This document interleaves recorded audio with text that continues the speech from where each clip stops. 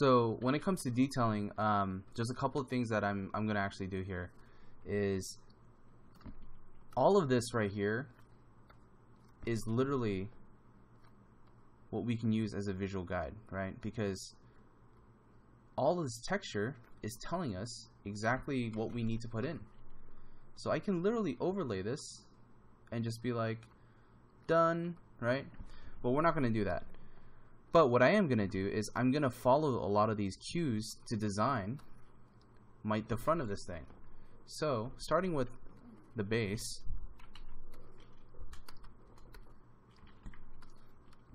what I can do, just as a test here, is I can actually use a part of this to drop the opacity and just think about how some of these lines or some of these details can translate. Right, so as I'm drawing, I can immediately see just for myself just how all these details can actually help us. And so literally it's like I feel like I'm copying my own drawing, right? So all these little nice little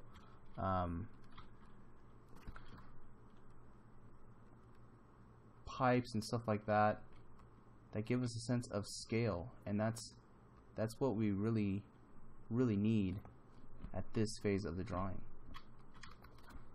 All this really nice little, what my good friend Albert, who's a designer at 343, he calls these little narnies, and that's the first thing I always think about when I'm designing. I'm like, oh, I gotta put in all the little narnies. I don't even know if that's a real word, but it's a word now. It's a word that we're going to keep on using.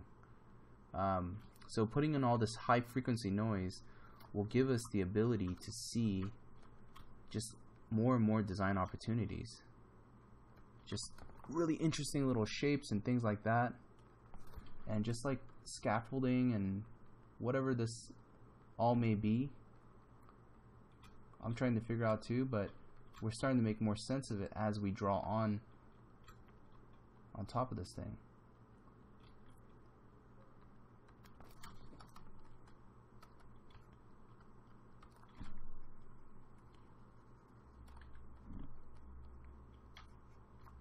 And it gives us such really interesting shapes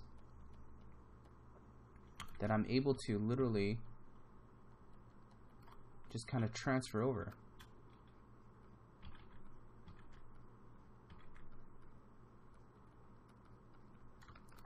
And this is something that would be incredibly hard to do or tricky to do traditionally, just because, you know, we can't take our drawing and just put it in perspective somehow, the piece of paper, and then just start transferring it over. This is something that Photoshop allows us to do very effectively and very well, as a matter of fact. So now that we have the bottom, let's check it out. Look at all that detail, man. I mean, that's insane in the membrane, right? It's like I didn't even have to do anything. It's like, all right, I'll take that. That's cool. And that already gives us a sense of scale and frequency of detail, right? For us to really understand just how big and impressive this space is. So we're going to go ahead and do that to this other section. I'm going to grab this mid section here, and I'm going to prop it on just on the top here. Now check this out. Since this is in perspective, I can still use this piece to inspire what kind of details we could potentially see over here. So I'm going to go ahead and prop this on over here, and I'm even going to plot it on top here, because this is just going to serve as just really light textural detail. So I'm going to drop the opacity here so I can start to think about how this can all translate right into our drawing.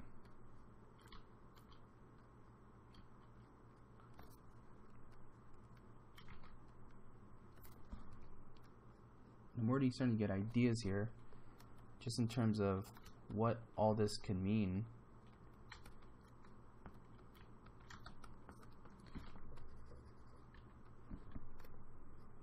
and how this can all fit together.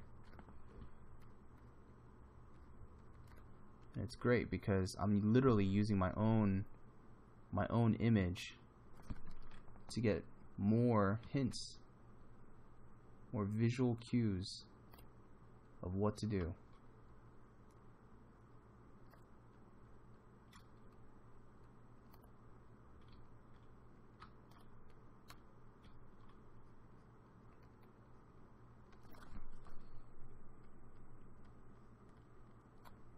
And even the top here gives me so much. It's great. There's a lot of great information that I'm pulling just from the textual source that allows me to really look at this in a different light, different light. Kind of like, oh, okay, cool. This is like some sort of pipe or something here. It's all connected here, but there's a big simple, industrial, some sort of mechanical surface here.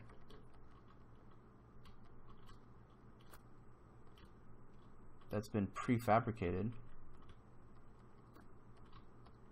because all things in the future are going to be, or that's the assumption, right? It's going to be all prefabricated.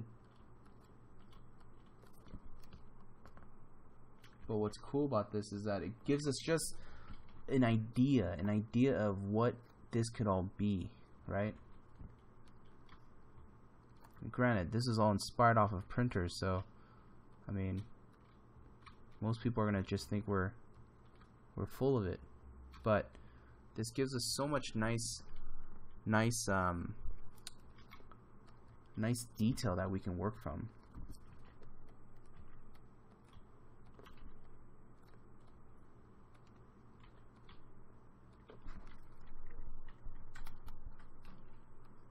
And it's already getting nice and detailed here too.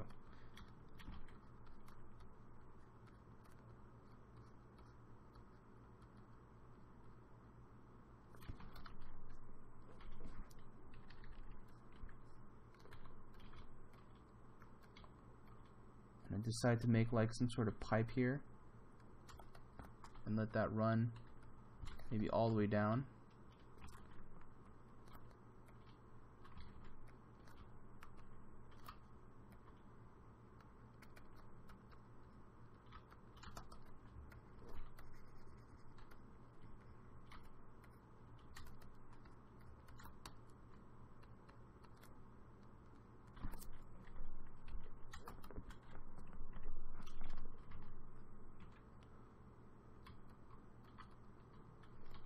And here, maybe this is what's all kind of at the base. It kind of divots in. Maybe I can make this angle a little bit more steeper, just to really, really sell the idea that this is really divoted, like really cut into the architecture.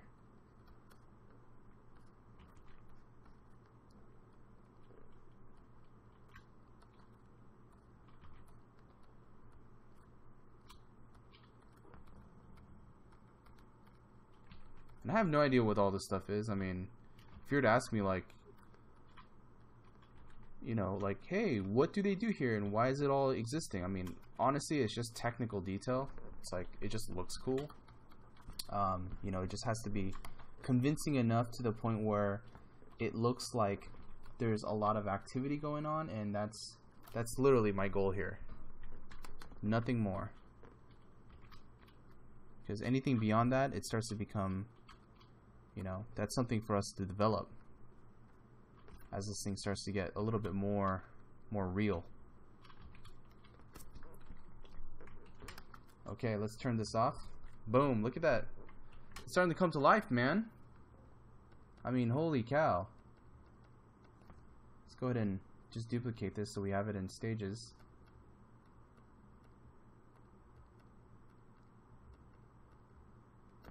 Okay.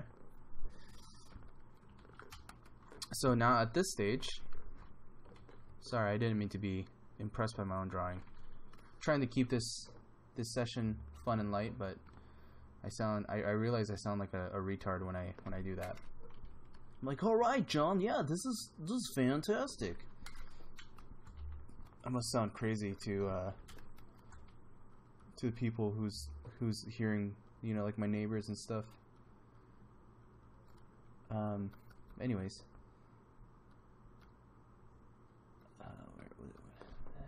what do we got here? Okay, so anyways, so time to put in more details here,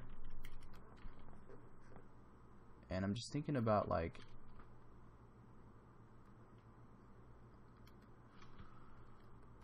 just how all this stuff can translate.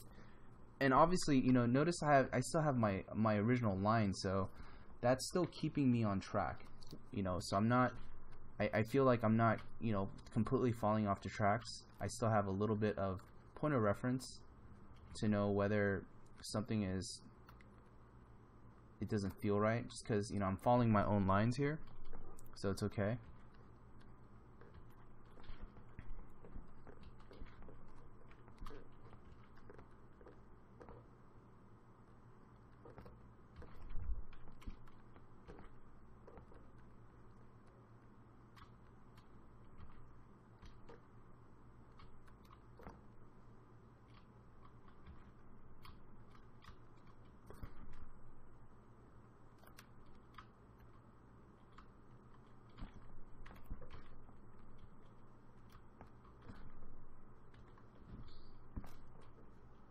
Just all this extra technical detail.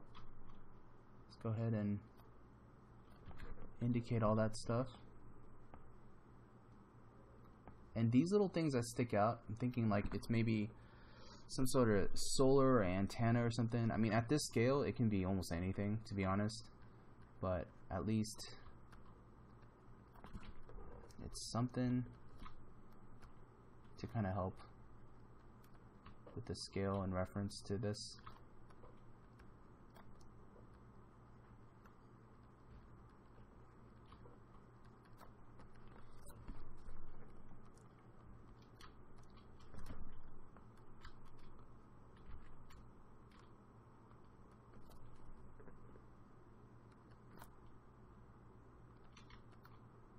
Okay, so adding in this element here. And this is where I'm going to just kind of improvise some of my own details. And you guys can feel free to do that as well in your drawings. Just improvise and see what is appropriate, what you feel would work best there. But for the most part, I'm trying to go off of my own little reference here, texture reference, and then adding in a lot of what I think is going to be cool. So you can notice like there's a common theme here, right? So it's like use your own drawing, use the base, but then also constantly, you know, adjust or fix or change whatever you feel like that's going to benefit your drawing at the end. So notice I'm not being too faithful to my block in here. I'm just using it just enough. Otherwise, it'd be so boring. It's like if you figured out your design from the get-go of like, oh, the architecture is going to be a circle because I put a circle here. I mean, come on, man. That's like too predictable, right? So it becomes a really boring drawing job for you. It's like, might as well just give yourself a little bit of freedom and liberty and have fun with it. Otherwise, if everything was determined and predicted by some sort of like perspective rule, then I don't think I can ever draw, man. It would be too damn boring. You know, perspective is just to help us make sure that we don't fall off the tracks and that everything is visually, you know, measured out and somewhat precise looking.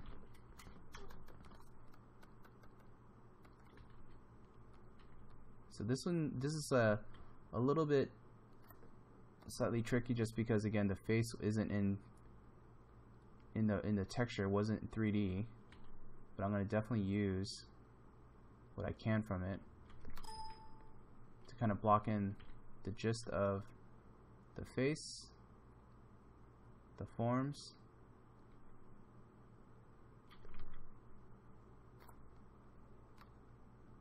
just so that we can get a majority of the design in.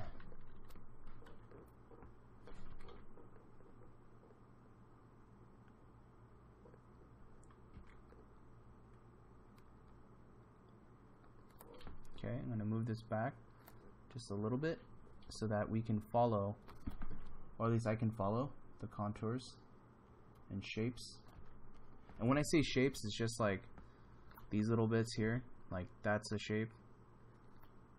You know, these lines here, they're shapes too, or textures that I definitely want to implement.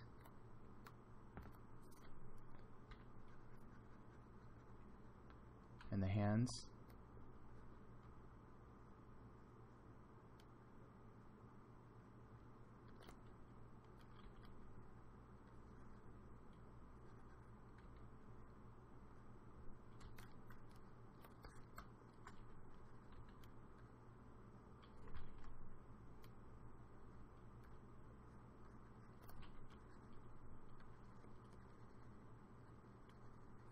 The more I start implementing the Buddha element, it's cool and it's like weird at the same time. There's something really unsettling about it, and I don't know what it is.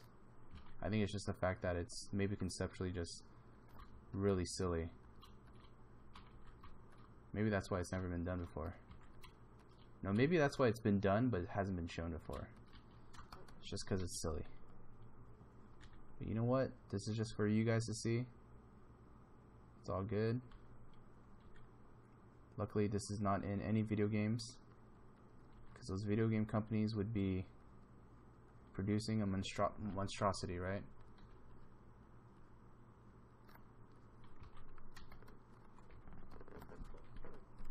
Okay. Something to kind of get us a little bit further along.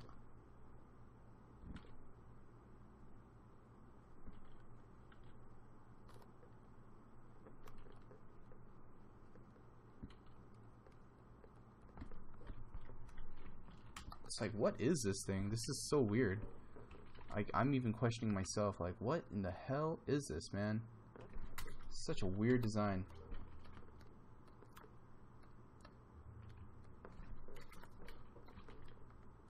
Okay, let's drop the opacity here.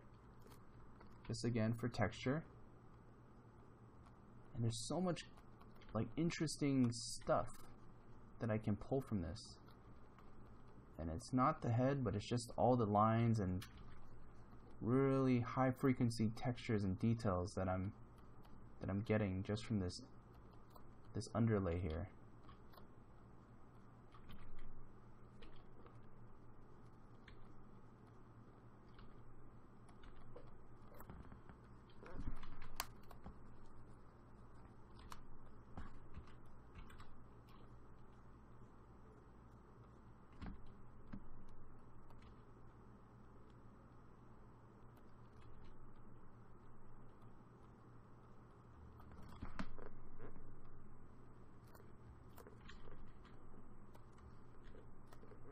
I remember when I was attending college, like drawing like this was basically the only form of concept art. You know, like Photoshop was still fairly new, and drawing in Photoshop was, I mean, that was a no-no. You know, like it was all about drawing and then scan your drawings in, and that's the way you're supposed to draw. But looking back, I'm like, oh man, it's such a trip to be able to draw and to be able to draw on your tablet and not have to use a scanner. And I feel bad because my scanner has been collecting so much dust that it literally became a book stand, and it has no purpose whatsoever in life anymore.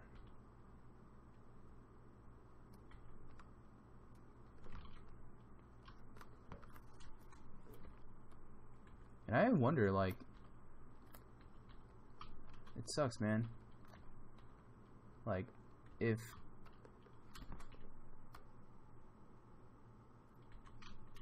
we're using all this, like, all these tools and stuff, like, I wonder how many more tools are going to be created, and like, how long does that last?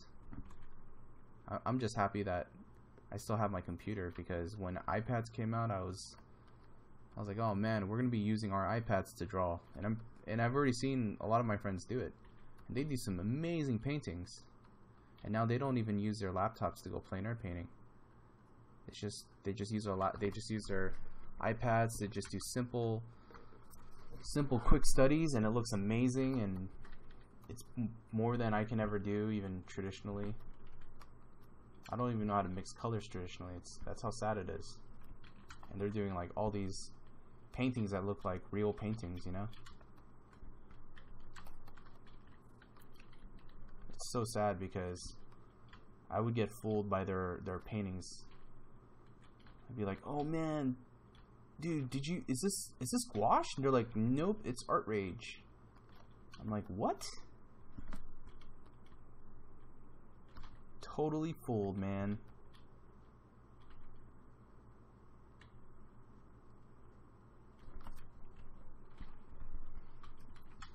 And that's when you feel like technology has officially made you feel old. Okay, so continuing onto the backside, I'm literally going to grab more of this textury goodness, and you know, let's go ahead and feel free to just kind of stretch it way back here, just because this back area feels a little empty, and I'm gonna just duplicate it and see what we get just by stretching it over like that. And let's go ahead and duplicate it and stretch it on the top plane like so. You know, and as I'm talking about this, like, it might seem like this is a new technique to some of you, but it's not. You know, we do this in painting, or at least a lot of my fellow art friends, concept art buddies. They do this in the form of painting, and they do an amazing job. You know, and basically what it is you're recycling your own artwork in order to try to find different forms or different ways to kind of get interesting uses out of it. So I don't take credit for this this method, you know, even though I might be using it in drawing form, but you know, it's really the work of everyone that works in Photoshop and that has found really efficient ways of designing and painting. So I think those people, you know, they actually inspired me to kind of look at designing and drawing in a completely new light. You know, it's not all traditional and old school like it used to be. And I do miss the old school way of drawing, where it's like you use rulers and stuff, but I mean, I don't even know what that is anymore.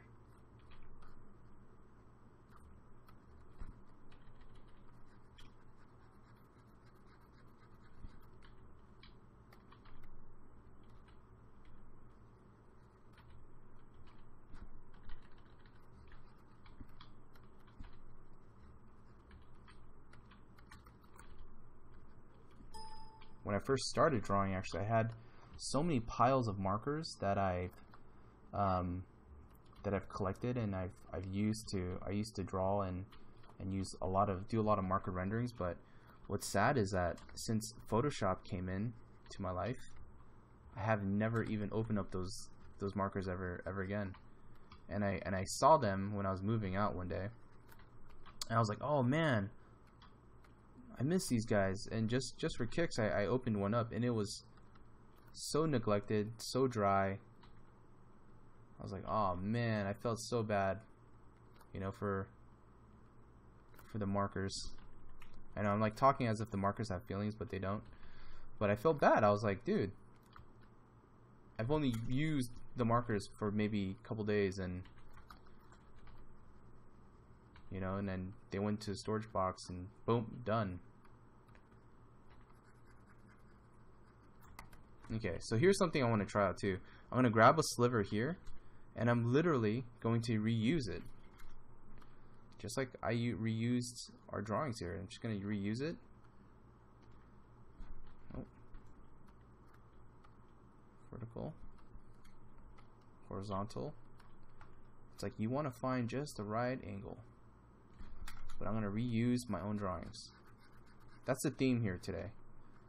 It's not how to do architectural drawings, it's called how to reuse your own drawings. That should be the title of this tutorial. How to be super cheap.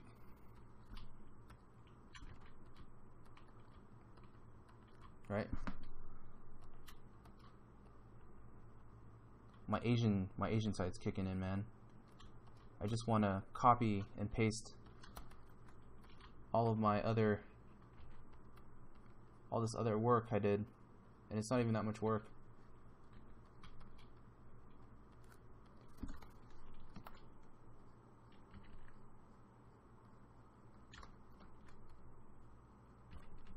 It's like, you know you're Asian when you cook soup, and if you need to make more soup for the friends that just happen to come in, and you're like, hey man, can I join you for dinner? And you're like, yeah, sure man. You just put more water in, and it just dilutes everything. You're like, it's all good. It's more soup. So Asian. I'm like, ah. Oh. But what's messed up is, why does that make sense to me? It's because I'm ghetto, man. And I honestly believe the Asian side of me has made me very lazy. Now, I'm not saying all Asians are lazy, but I've become extremely lazy. Maybe that's just me. Probably is just me. For you guys that are listening, you're like, what? That is gross. Why the hell would anyone freaking put water, just add water into their clam chowder and call it double clam chowder?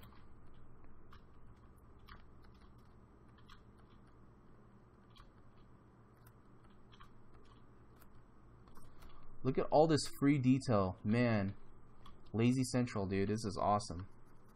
I don't have to do anything. This is great.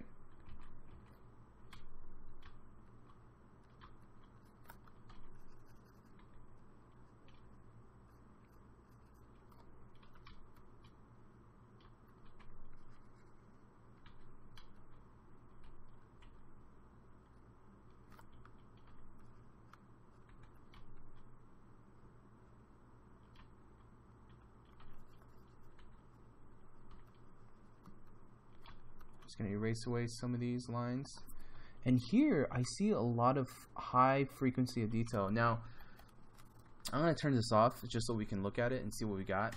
And what looks like, it looks like a glorified sci-fi building spaceship, right? It's crazy. It's crazy detail. But there's this area here that I think can use just a little bit of detail, or a lot of detail.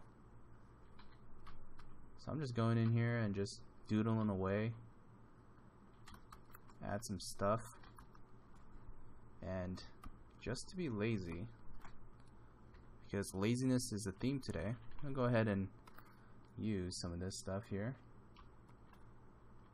to prop it in.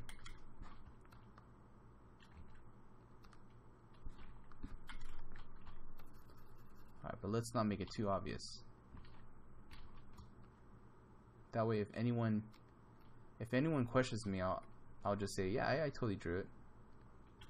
Now, see, that looks totally artificial. I don't want to do that. So maybe I have to grab an area that's a little bit less noticeable, like something like this, something that I know for a fact can actually stack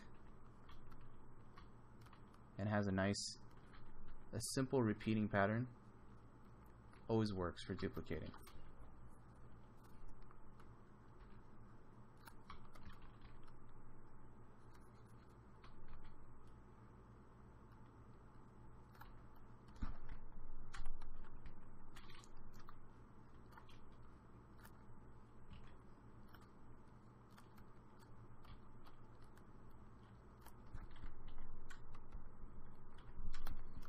Okay, let's add some more stuff. And I still like how there's like this shape here.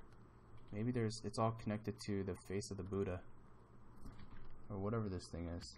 This is not even like a temple anymore. This is a temple battleship. That's exactly what this has become. Alright. Sweet, now we are done. We're done with the drawing.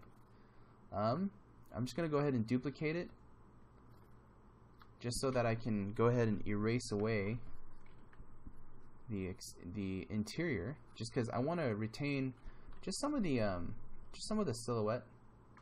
So what happens is when you duplicate the layer, you get kind of this nice punchy outline, and I'm just erasing out what I don't need on the inside because I don't want that too detailed. And we have that. So we initially started with this, or actually we initially started with a block in. Where are you? Here we go. There we go. We started with this here. I'm going to title this A. And we started blocking it in, B. And then we started finishing it off, C. So these are the 3 stages. So now comes the final stage. And the final stage is a very relaxing stage. You guys can take a break now. This is relatively the easiest part and probably the favorite part that I like, and I might have mentioned this in my other video. It's where you get to shut your brain off and literally just fill in the blanks. It's like a coloring book, and it's where you can literally just not even think, man.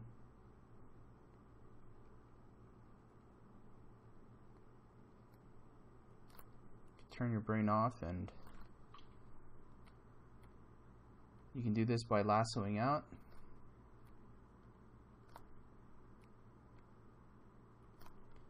Make sure you don't double click too fast, otherwise it will literally connect the 2 lasso points.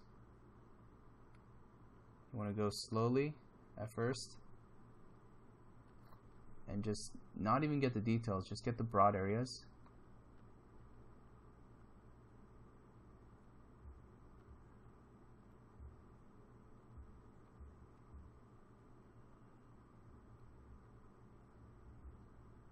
Alright, where did I end?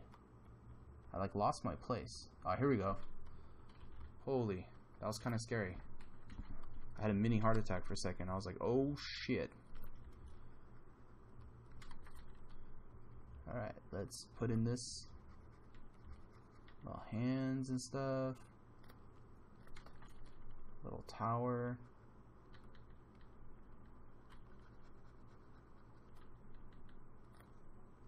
And this is a simple thing that I do, just so that I can preserve the silhouette.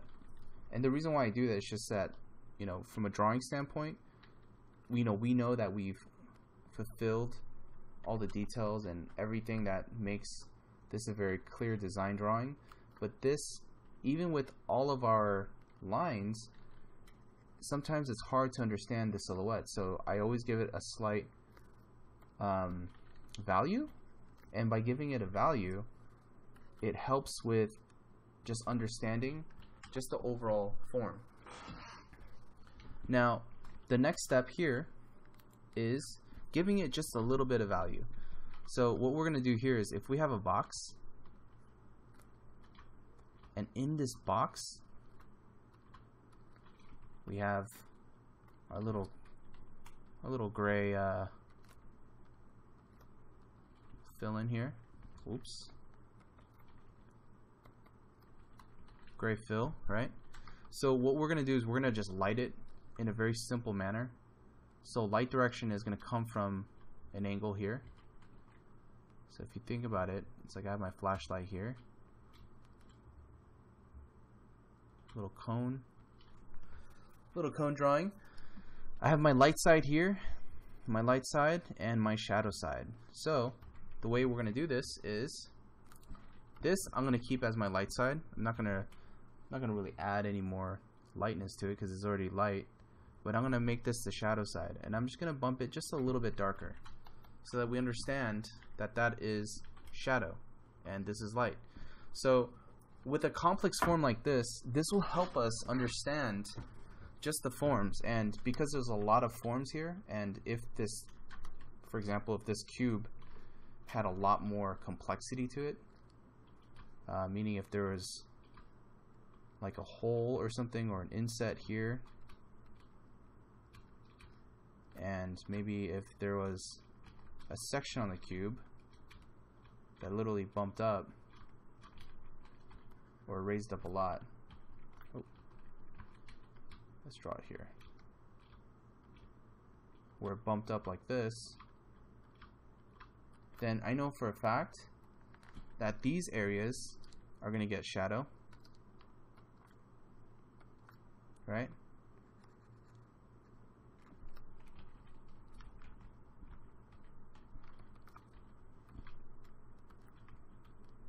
They're going to get the same shadow treatment, and this is also going to get a shadow because it's getting cast shadow, right? And this area here is going to get a cast shadow as well. And the cast shadow comes from, it's a self cast shadow, which means it comes from the object that it's on top, that's sitting on top. So this is the main reason why I want to have this shadow form for this object. Okay, so what I'm going to do is I'm going to add another layer, and I'm going to lock it in just so that I can add in the shadows. And we can do it very rudimentary, like just start to kind of block in the general shapes and clean it up. So what I like to do is just say, well, I know for a fact that probably most of this is in shadow, just half of it. Just think of it all as, oh well, half of this image is in shadow, right? Just so we can see it. Not that it's accurate, but I can just say, well, half of it is all in shadow, and I don't know how much is in shadow, but how about this here? We'll just leave up and in light just for now. And then the reason why I kept it on a separate layer is that I can clean up whatever we don't need.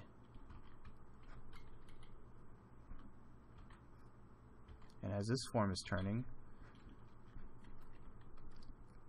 I know for a fact that that's going to get a little bit of light, but it's going to have soft light, and all this is in shadow as well.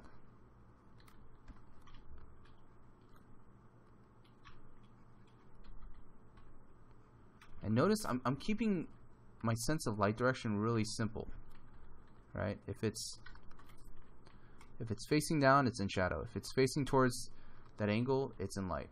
And that's it. It's only a 2-value system here. Nothing crazy, nothing overly complex. It's pretty primitive the way I'm going about this. And the reason being is that from a design standpoint and from a modeling standpoint, I want to make this pretty simple and easy to read. That's it. That's just my goal. That's all I care about. And I just want to make all these little divots and everything really legible, you know, just so we can understand the forms. That's it. Nothing else. Nothing else matters. No, that's not true. But reason why I am deciding to make all these forms simple, so that, you know, it is very clear, and also we understand the geometry, right? Otherwise, you know, we have to really pay attention, and I think, you know, it's a lot of work to pay attention.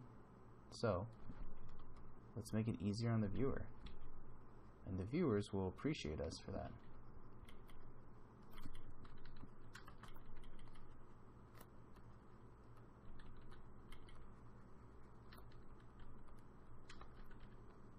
Light here. And if you can remember to put in the cast shadows, be sure to do that as well.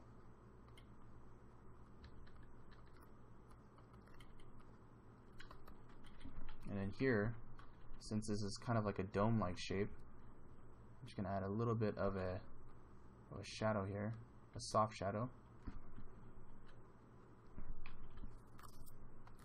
And this isn't gonna be, it's gonna be in light. And this is most likely in shadow.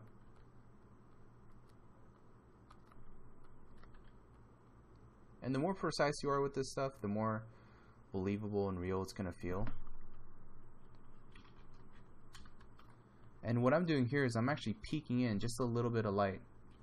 Just whatever is not fully engulfed by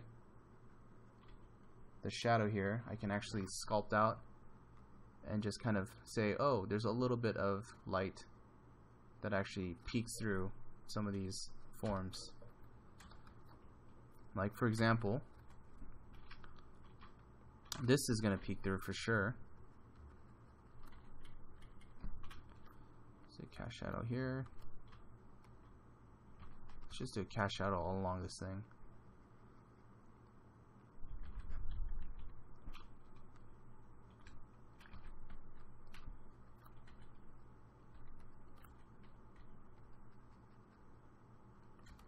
And this is probably going to have a cast shadow as well.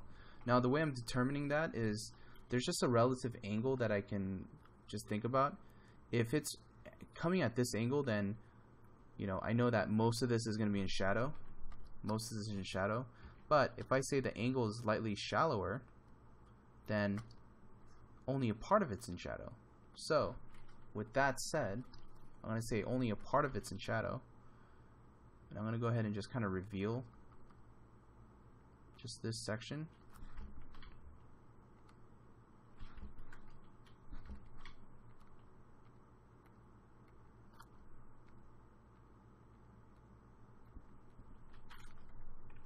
Just to say, oh, that's in shadow, or that's in light.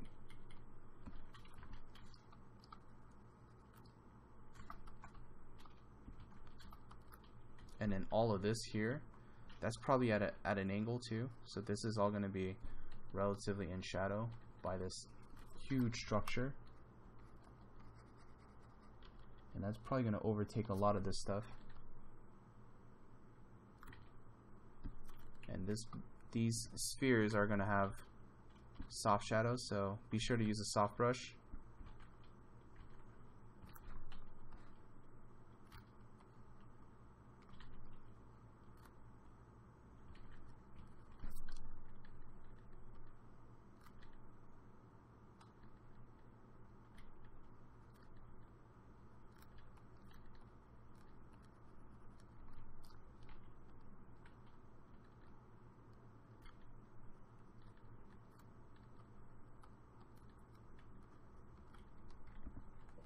Alright, now we have our form. There it is. Light and darkness. Now you guys might be wondering, well, how about for the areas that are really, really dark, right? Now we can do that. We can actually add another layer, and this is just, if you guys are interested, I just go slightly darker in value, and I'm going to put this on multiply actually. This might be better, and I'm picking this existing value here. And the rule of thumb for this is anything that's a complete darkness, I'm going to add this dark value. But I don't want to add black because black is just too harsh for this type of drawing, and I kind of want to preserve a little bit of that, light kind of touch to it. This has kind of like that light markery look. So I definitely want to preserve that, and so I'm going to just add just a little bit of that dark value here, and it'll give it the illusion that these are darker crevices or areas. We can even say like the pipes and stuff have a slight shadow to it.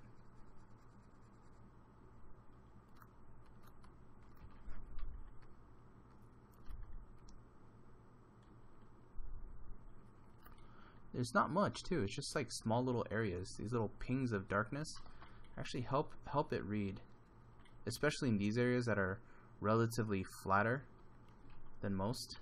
Will give it that nice sense of like read, and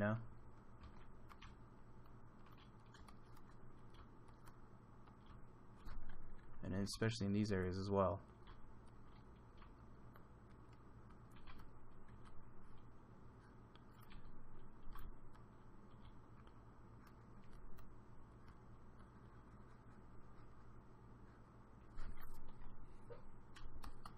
and just enough. Like, I don't want to do it everywhere, but just in the areas that you know that it'll count.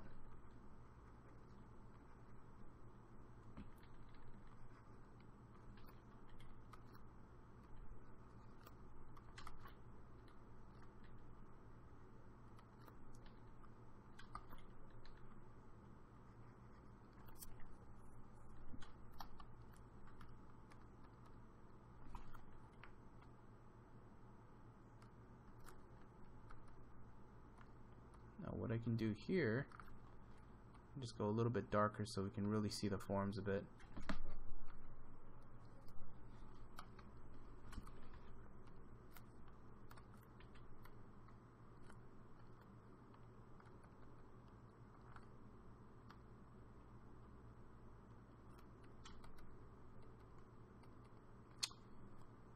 Let me see here, see what else we're. It's going to add it in gradation, but I don't think it's going to help. It only helps for this one image to read, but kind of makes everything a little bit harder. So I'm just going to keep it in white. But yeah, guys, this concludes the demo. Let's just do a quick recap. So we basically started from a silhouette, right? Which was this image here. Oh, let me just duplicate it again. More or less, it was a silhouette. We put some photo textures on here and we transfer it over using the basic shapes here. Oh, where are you? Using the basic shapes here. And with that, we were able to figure out the basic forms of this and then do the drawing, do the light pass, simple understanding of how the shadows work here, and then translate this over to the final drawing. And that concludes our demonstration. So I hope this was helpful to you guys, and I'll see you next time. Thank you.